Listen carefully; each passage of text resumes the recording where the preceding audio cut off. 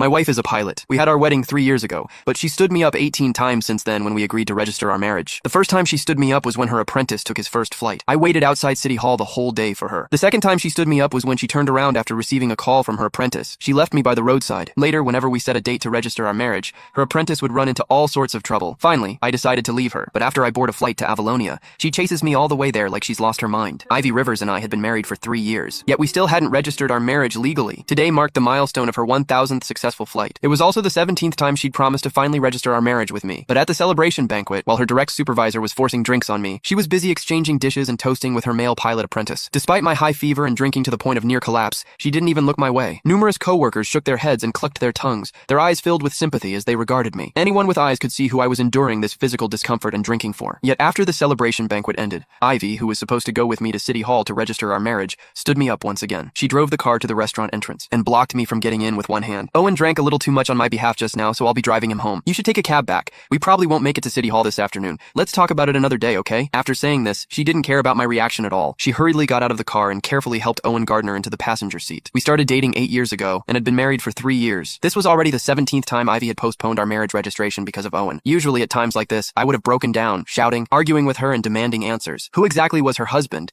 Who had just been drinking on her behalf? But this time, I just smiled slightly. All right, be careful on the road. Ivy paused at my words, seemingly surprised by my calm attitude today. After a moment, she returned to her cold demeanor. I'll buy you a gift to make up for it when I come back tonight. With that, she drove off. Before leaving, she made a point of closing the car window for Owen, afraid the drunk man would catch a cold from the wind. In the past, she'd never allowed any smell of alcohol to linger in her car. Every time I drank for her, she'd open the convertible top even in winter, let alone close the windows. Looking back now, it was only because the person in the car was me. The noon heat in Orlion made people sweat profusely, but my heart felt inexplicably cold. I took a deep breath and returned the marriage application forms to my bag. I knew it was time to let go of this 8-year relationship as well. That afternoon, I went straight back to the company and submitted my resignation letter to my supervisor, Leighton Guerra. Does Ivy know about your resignation? Mr. Guerra was clearly surprised by my decision to leave. After all, I'd been the airline's top flight attendant for 7 consecutive years, and staying with the company would guarantee a bright future. I managed a bitter smile. I'll tell her tonight, though I doubt she'll care. My. These past few years, you two flew new routes together and won company awards together. The CEO even attended your wedding personally 3 years ago.